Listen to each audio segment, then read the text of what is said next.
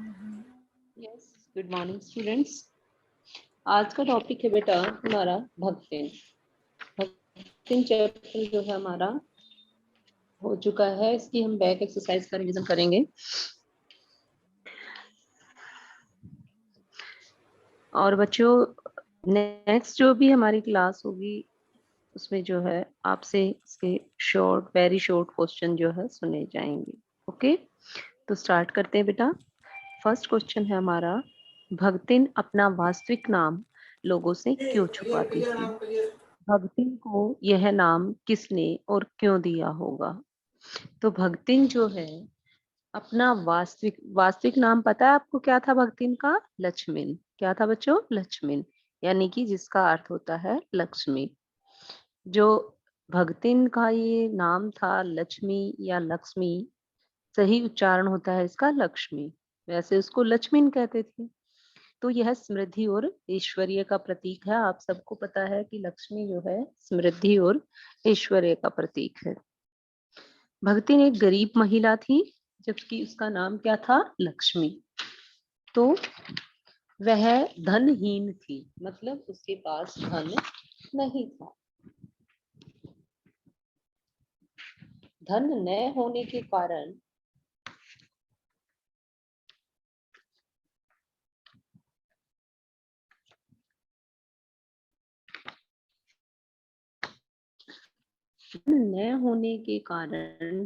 लक्ष्मी जो है लोगों से अपना नाम पाती थी। वह बहुत समझदार थी। लोग उसके इस नाम का मजाक न उड़ाएं, उसकी हंसी न उड़ाएं उसका यह नाम सुनकर, तो इसलिए वह अपना वास्तविक नाम जो है लोगों से छुपाती थी। भक्तिन जो है धनहीन थी, लेकिन वह बहुत समझदार थी। वह अपना वास्तविक नाम लोगों से इसलिए छुपाती थी ताकि लोग जो है उसका मजाक उड़ाएं। भक्तिन को यह नाम लेखिका ने दिया। उनका असली नाम था लक्ष्मीन और भक्तिन नाम किसने दिया था उनको? महादेवी वर्मा ने। पाठ का नाम है हमारा भक्तिन, लेखिका है महादेवी वर्मा। तो भक्तिन नाम जो है लेखिका ने उनका रखा था। यह नाम शायद भक्तिन की सेवा भावना और कर्तव्य परायणता को देखकर जो है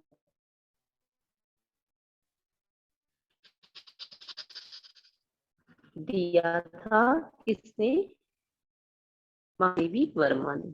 क्योंकि भक्तिन में एक ऐसी सच्ची सेविका के संपूर्ण गुण विद्यमान थे जिस पर कोई भी स्वामी गर्व कर सकता है। भाई कोई भी जो है स्वामी गर्व कर सकता है कि हाँ, मतलब मन से वो सेवा करती थी, यही पालन करती थी। तो बच्चों, भक्ति ने अपना वास्तविक नाम लक्ष्मी था और वह धनहीन थी। और लक्ष्मी जो है धन का प्रतीक होती है, समृद्धि का प्रतीक होती है। वह लोगों से अपना वास्तविक नाम इसलिए छुपाती थी ताकि लोग उसका मजाक न उड़ाएं।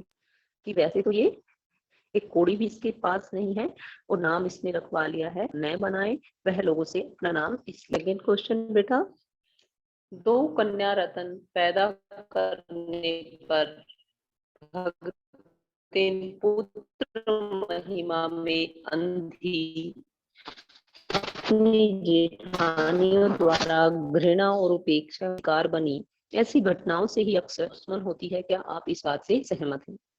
तो जो भक्तिन की जेठानियां थी के पास पुत्र थे, उन्होंने दो दो पुत्रों को जन्म दिया था और महादेवी वर्मा की पैदा हुई थी लड़कियां। तो वे जो है उस पर कटाक्ष करती थी, उसकी जेठानियां जो है घृणा करती थी महादेवी से। तो इसके आधार पर ही अक्सर कहा जाता है कि स्त्री ही स्त्री की दुश्मन होती है। तो क्या आप इस बात से सहमत हैं? हाँ, हम इस बात से पूर्णतः सहमत हैं कि दो कन्या रत्न पैदा करने पर भी भक्तिन पुत्र महिमा में अंधी अपनी जेठानियों द्वारा घृणा और उपेक्षा का शिकार बनी। ऐसी घटनाओं से ही अक्सर यह धारणा चलती है कि स्त्री ही स्त्री की दुश्मन होती है। समाज में प्राय देखा जाता है कि पुरुष की अपेक्षा स्त्री ही स्त्री से घृणा और ईर्ष्या करती है। स्त्री ही स्त्री को पग पग पर अपनी उपेक्षा का शिकार बनाना चाहती है। शायद समाज में नारी की मनोवृत्ति ऐसी बन गई है, मनोवृत्ति मतलब सोच, कि वह अपने सामने किसी भी अन्य नारी को देखना नहीं चाहती। वह नहीं चाहती कि उसके द्वारा प्राप्त पद, मान सम्मान कोई अन्य स्त्री भी ग्रहण करे। विडंबना इस बात की है कि नारी ही नारी की भावनाओं को समझने में सक्षम नहीं है। अपनी कुंठित और संकीर्ण मानसिकता के कारण नारी ही संसार में जन्म लेने वाली कन्या की उपेक्षा करती है। वह केवल पुत्रों को जन्म देने में अपनी महिमा समझती है, अपनी सफलता मानती है। वह शायद जन्म लेने वाली कन्या की अपेक्षा पुत्र को अधिक महत्व देती है। यानी कि स्त्री की ही स्त्री की दुश्मन है, तो इस बात में जो है कोई संदेह नहीं है। लेकिन हम बिल्कुल ऐसा भी नहीं कह सकते कि सभी स्त्रियां ऐसी हैं। क्यों? क्योंकि हर स्त्री ऐसी नहीं है। वह कि एक स्त्री जो है यदि लड़की पैदा हो जाए तो शायद उसे भी ये है महसूस होता है, यदि स्त्री ही स्त्री का सम्मान करे तो इस प्रकार की जो समस्याएं हैं हमारे समाज से रिमूव हो जाए, समाप्त हो जाए। नेक्स्ट क्वेश्चन बेटा, क्वेश्चन नंबर 3। भगतिन की बेटी पर पंचायत द्वारा जबरन पति थोपा जाना एक दुर्घटना भर नहीं, बल्कि विवाह के संदर्भ में स्त्री के मानव अधिकार, उसकी स्वतंत्रता को कुचलते रहने की सदियों से चली आ रही सामाजिक परंपरा का प्रतीक है। कैसे? भारतीय समाज एक पुरुष प्रधान समाज है। इस समाज में पुरुष समाज ही पूर्ण रूप से स्वतंत्र है, नारी समाज नहीं है। सदियों से नारी इसी सामाजिक परंपरा की शिकार रही है। इस समाज की परंपरा है कि यहाँ केवल पुरुष को अपना मनपसंद साथी चुनने का अधिकार है, स्त्री को नहीं। प्राय देखा जाता है कि विवाह के संदर्भ में केवल पुरुष की आकांक्षाओं की पूर्ति की जाती है, केवल पुरुष की इच्छाओं की ही पूर्ति की जाती है। पुरुष विवाह करने या न करने के प्रत्येक दृष्टिकोण से स्वतंत्र होता है, लेकिन एक स्त्री अनेक मर्यादाओं में दबकर रह जाती है। जब भी वह अपनी इच्छा जाहिर करना चाहती है, तभी इस समाज की अनेक मर्यादाएं उसके सामने दीवार बनकर खड़ी हो जाती हैं।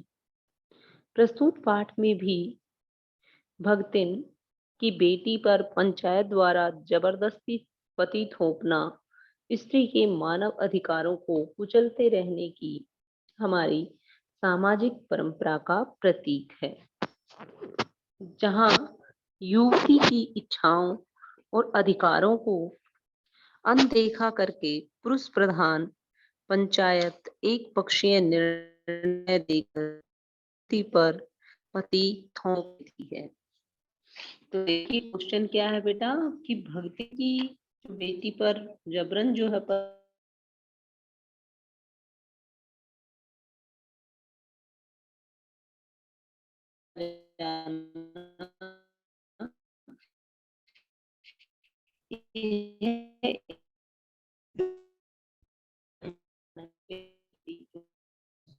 पाती है, लेकिन वास्तव में स्त्री भी इस स्वतंत्रता का अधिकार को भी होना चाहिए, क्योंकि वह भी किसी भी क्षेत्र में पुरुष से कम नहीं है। Next question, question number 4। भक्ति अच्छी है यह कहना कठिन होगा, क्योंकि उसमें दुर्गुणों का भी अभाव नहीं है। दुर्गुण मीन्स बुरे गुण। लेखिका ने ऐसा क्यों कहा है? तो भक्ति अच्छी है यह कहना कठिन होगा, क्योंकि उसमें दुर्गुणों का अभाव नहीं, यानी कि उसमें दुर्गुण भी है, बुराइयां भी हैं। तो भगतिन बिल्कुल अच्छी है, उसमें कोई बुराई है ही नहीं, यह कहना सही नहीं है। लेखिका ने ऐसा इसलिए कहा है क्योंकि भगतिन उसके घर में इधर उधर पड़े पैसों को भंडार गृह में रखी मटकी में छिपा देती थी। जिस बात से लेखिका को क्रोध आ जाता था, उसे वह बदल कर इधर उधर करके बताया करती थी। वह ऐसी बातों को अपनी ओर से और चुटीली बनाकर कहा करती तथा थोड़ा बहुत झूठ सच का मिश्रण कर बात को बदल देती थी। इसी कारण यह नहीं कहा जा सकता कि भगतिन में सारी अच्छाइयां थी, उसमें बुराइयां भी थी।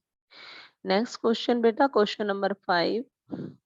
भगतिन द्वारा शास्त्र के प्रश्न को सुविधा से सुलझा लेने का क्या उदाहरण लेखिका ने दिया है? लेखिका ने भगतिन द्वारा शास्त्र के प्रश्न को सुविधा से सुलझा लेने का यह उदाहरण दिया है कि शास्त्र का प्रश्न भी भगतिन अपनी सुविधा के अनुसार सुलझा लेती है। मुझे स्त्रियों का सिर घुटाना अच्छा नहीं लगता, अतः मैंने भगतिन को रोका। उसने अकुंठित भाव से उत्तर दिया कि शास्त्रों में लिखा है। कुतूहलवश मैं पूछ ही बैठी, क्या लिखा है? तुरंत उत्तर मिला,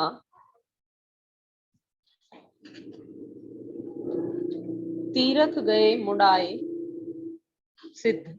कौन से शास्त्र का यह रहस्यमय सूत्र है? यह जान लेना मेरे लिए संभव नहीं था, अतः मैं हार कर मौन ही रही। और भगतिन का चूड़ाक्रम हर बृहस्पतिवार को एक दरिद्र नापित के गंगाजल से धुले उस्त्रे द्वारा यथाविधि निष्पन्न होता रहा। देखिए, जो भगतिन है बेटा, वो क्या करती थी, हर बृहस्पतिवार को जो है वो अपने बालों का मुंडन कराती थी। और यह बात जो है महादेवी को अच्छी नहीं लगती थी। महादेवी जब उसे मना करती थी कि यह सिर का मुंडन मत करवाया करो, तो वो कहती थी कि ऐसा शास्त्रों में लिखा है। तो महादेवी जो है उससे पूछती थी कि कौन से शास्त्र में लिखा है, जरा मुझे भी इसकी डिटेल बताओ। तो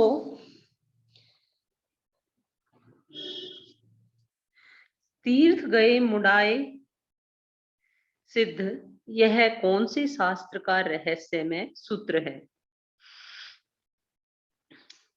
तो यह जान लेना मेरे लिए संभव ही नहीं था।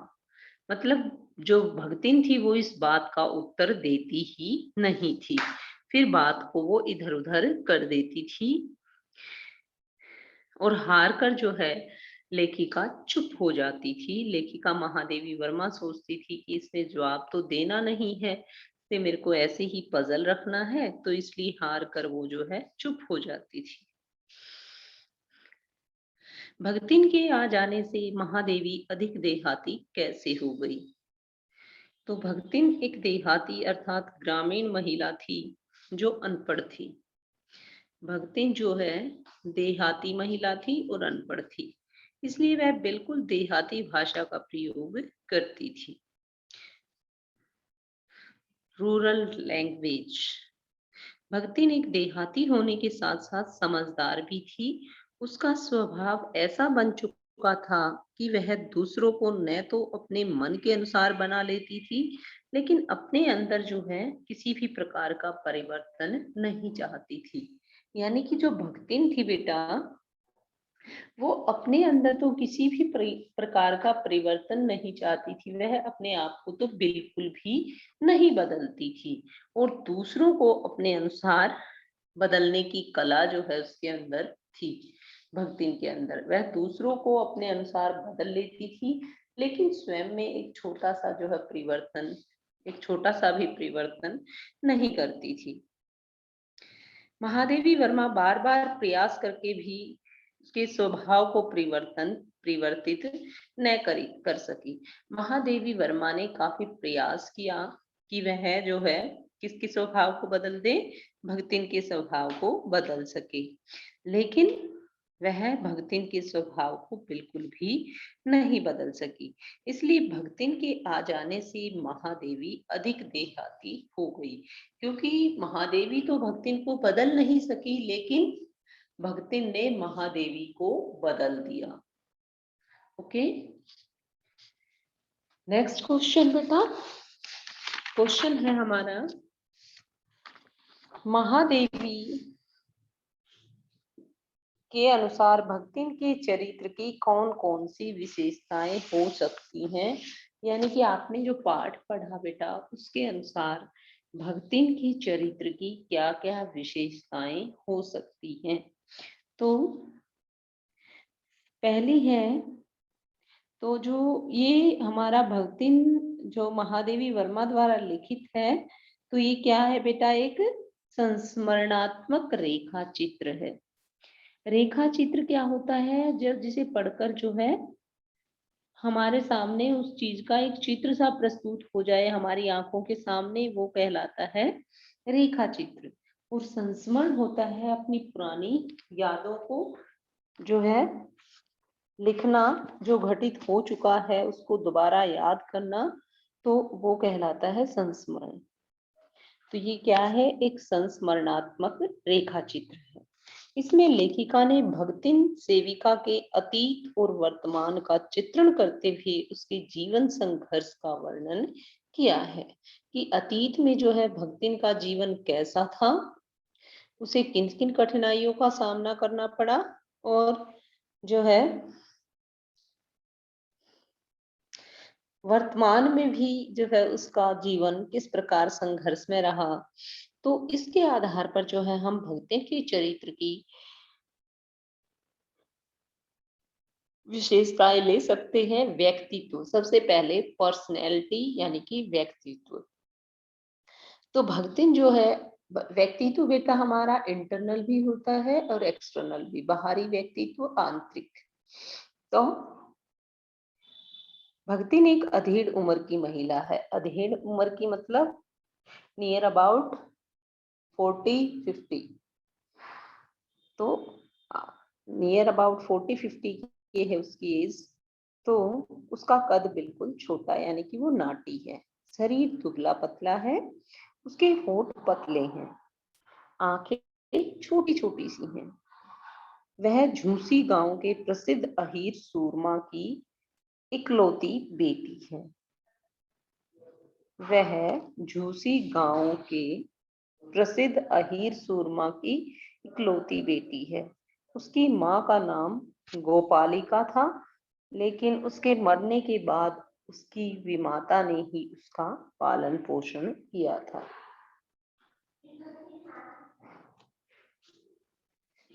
तो ये था भगतिन का व्यक्तित्व। यदि हम उसके आंतरिक व्यक्तित्व की बात करें, तो भगतिन जो है अनपढ़ होने के बाद भी एक बहुत ही समझदार जो है औरत है। वह जो है अपने निर्णय सोच समझ कर लेती है, और अपने पति के बाद भी जो है अपने परिवार का अच्छी तरह से पालन पोषण करती है। महान सेविका, दूसरा पॉइंट है बेटा, महान सेविका। सबसे पहले देखते हैं हम व्यक्तित्व, दूसरा महान सेविका। तो भगतिन एक महान सेविका है। वह अपना प्रत्येक कार्य पूरी श्रद्धा, मनोयोग, कर्मठता और कर्तव्य भावना से करती है। तो वह अपना सारा काम पूरी श्रद्धा के साथ, मन से, मतलब फॉर्मेलिटीज से नहीं, बल्कि मन से अपना सारा काम करती है। कर्मठता से अपना कर्म समझती है उसे, और कर्तव्य भावना भी उसके अंदर है। उसकी सेवा भावना को देखकर ही महादेवी वर्मा जी ने उसे हनुमान जी से स्पर्धा करने वाली बताया है, कि जैसे हनुमान राम जी की सेवा करते थे, वैसे ही महादेवी जो है, महादेवी की सेवा करती थी कौन? भगतिन। तो इसलिए जो है महादेवी वर्मा ने कहा है कि जो भक्तिन है वो किससे स्पर्धा करती है? हनुमान जी से। मतलब हनुमान जी से जो है स्पर्धा की जा सकती है सेवा भावना के पॉइंट ऑफ व्यू से। किसकी तुलना की जा सकती है? भक्तिन की। जैसे सेवक धर्म में हनुमान जी से स्पर्धा करने वाली भक्तिन किसी अंजना की पुत्री न होकर एक अनाम धन्या गोपालिका की कन्या है, तो जिस प्रकार जो हनुमान जी हैं वो अंजना के पुत्र थे, वैसे ही जो भक्तिन है वो किसी अंजना की पुत्री नहीं है, वह तो किसी गोपालिका की जो है कन्या है, और उसका वास्तविक नाम क्या था? लक्ष्मी। लेकिन उसकी सेवा भावना व भक्ति भावना को देखकर ही लेखिका ने इसे भक्ति नाम दिया था। सेवा भावना के परिणाम स्वरूप लेखिका इसके साथ सेवक स्वामी का संबंध नहीं रखती, बल्कि इसे अपने घर का सदस्य मानती है। तो लेखिका महादेवी वर्मा और भक्ति के बीच में स्वामी और सेवक का संबंध नहीं था। वह जो है महादेवी वर्मा जो है भक्तिन को अपने घर के सदस्य की तरह ही उसका जो है मान सम्मान करती थी, उसे अपना घर का सदस्य मानती थी। भक्तिन लेखिका के कहीं बाहर जाने पर उनके कपड़े आदि धोने का, जाते समय सामान आदि बांध कर देने का पूरा ध्यान रखती थी। जब लेखिका को कई दिनों के लिए बाहर जाना होता था तो वह उनके कपड़े वगैरह बांध कर देती थी, और जाते समय जो है सारा सामान जो है समय पर उसका बांध कर पूरा ध्यान रखती थी। इसी सेवा भावना से अभिभूत हो लेखिका कह उठती है, मैं प्राय सोचती हूँ कि जब ऐसा बुलावा आ पहुंचेगा जिसमें न धोती साफ करने का अवकाश रहेगा, न सामान बांधने का, न भक्तिन को रुकने का अधिकार होगा, न मुझे रोकने का, तब चिर विदा के अंतिम क्षणों में यह देहातीन वृद्धा क्या करेगी और मैं क्या करूंगी। तो क्या कहती है महादेवी कि जब मान लीजिए भक्तिन को मृत्यु का बुलावा आ जाएगा, तो ना मैं कुछ कर सकूंगी, ना मैं भक्तिन को रोक सकूंगी, और ना ही भक्तिन रुक सकेगी। तब न हमारे पास जो है सामान बांधने का समय होगा, और ना ही हमारे पास जो है धोती साफ करने का समय होगा। तो उन अंतिम क्षणों की बात कर रही है महादेवी वर्मा कि उन अंतिम क्षणों में क्या होगा। तो पहला पॉइंट था बेटा व्यक्तित्व, दूसरा किया हमने महान सेविका, तीसरा है बुद्धिमती। भगतिन निरक्षर होते हुए भी एक समझदार महिला है। निरक्षर और साक्षर, अनपढ़ और पढ़ा लिखा, ये बेटा मैंने पहले भी आपको बताया होगा शायद। तो निरक्षर होता है बच्चे जिसको अक्षर ज्ञान नहीं है, जिसको पढ़ना लिखना नहीं आता है, उसको कहेंगे निरक्षर। और साक्षर कौन होता है? जिसको लिखना और पढ़ना आता है, चाहे उसके पास 10वीं की डिग्री, चाहे कोई डिग्री है या नहीं, लेकिन यदि उसे कोई भी भाषा लिखनी पढ़नी आती है तो वह साक्षर व्यक्ति है। साक्षर यानी कि उसे अक्षर ज्ञान है। तो अब पढ़ा लिखा कौन होगा? जिसके पास डिग्रियां होगी कि हाँ ये 10th की डिग्री है, +2 की है, ये ग्रेजुएशन की है, ये है, तो वो होगा पढ़ा लिखा। तो जो भगतिन है वो निरक्षर है, लेकिन फिर भी वह बहुत समझदार है।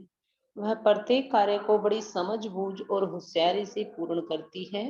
लेखिका के घर में उनके प्रत्येक परिचित और साहित्यकार को वह अच्छी तरह पहचानती है।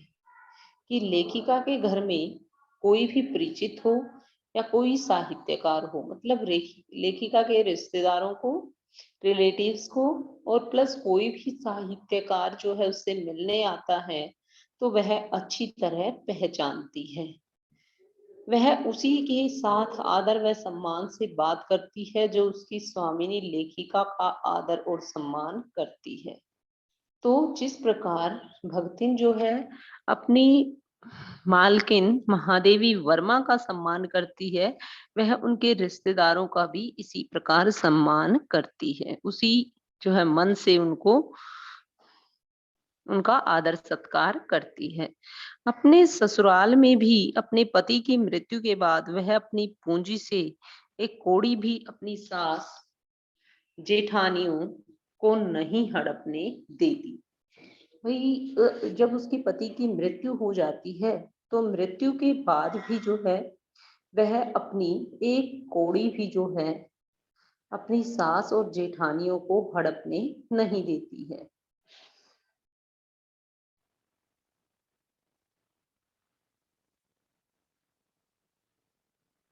नेक्स्ट है बेटा हमारा परिश्रमी। कठोर परिश्रमी भक्तिन एक कर्मठ महिला है। वह अपना प्रत्येक कार्य पूरे परिश्रम से करती है, पूरा जो है दम लगा के अपना काम करती है। अपने ससुराल में भी वह घर, गाय, भैंस, खेत खलिहान का सारा कार्य पूरी मेहनत से किया करती थी। लेकिन लेखिका के घर में आने के बाद भी वह लेखिका के सारे कामकाज को पूरा करने के लिए कठोर परिश्रम करती है। कि पहले वह जब अपने ससुराल में थी तो ससुराल के में भी सारे गाय भैंस खेत खलिहान सारा काम वो पूरी मेहनत के साथ किया करती थी, और जब वह लेखिका के घर में आई तब भी जो है वह पूरा काम बड़ी कठोर परिश्रम से करती है। वह लेखिका की प्रत्येक कार्य में उसकी हेल्प करती है, प्रत्येक कार्य में उसकी सहायता करती है।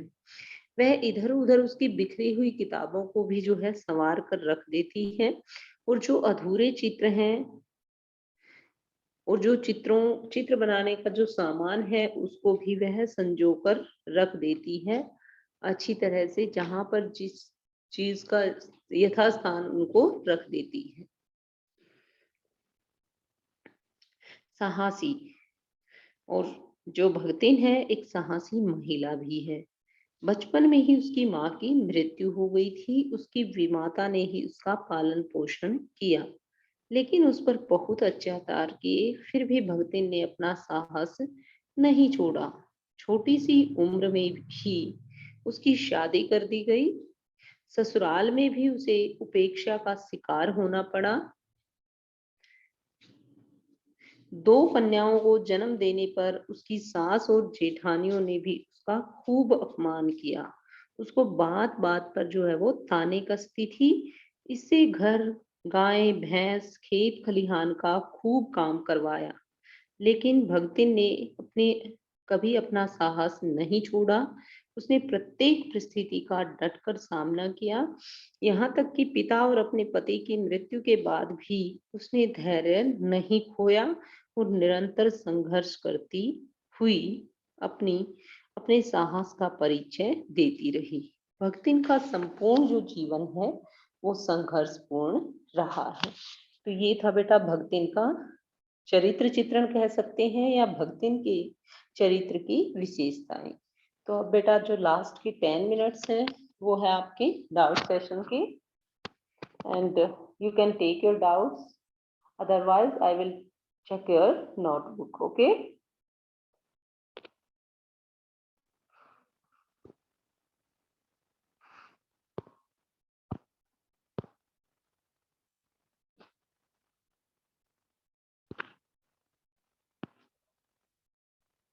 Yes Vidhi beta.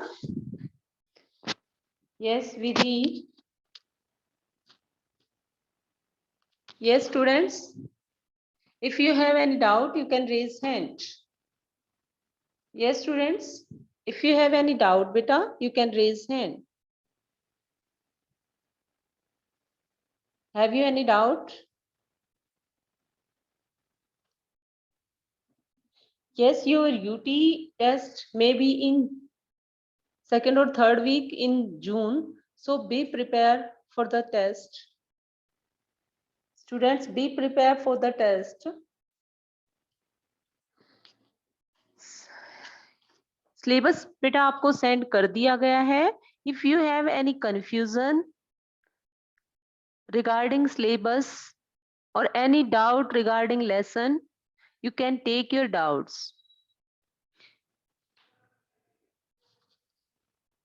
Yes Janvi बेटा, unmute yourself, switch on your video. Yes Janvi, unmute yourself, switch on your video. Unmute कीजिए बेटा अपने आप को, switch on your video and check your I will check your notebook. Yes Janvi, yes Janvi, open your notebook. Yes बेटा। Ma'am वो जो आपने syllabus send कर रखा है यूटी के हाँ लिए, जी, हाँ जी। उसमें चैप्टर 2 जो पतंग है वो आपने करवाया ही नहीं है कौन सा चैप्टर नहीं करवाया है? मैम, वो पतंग।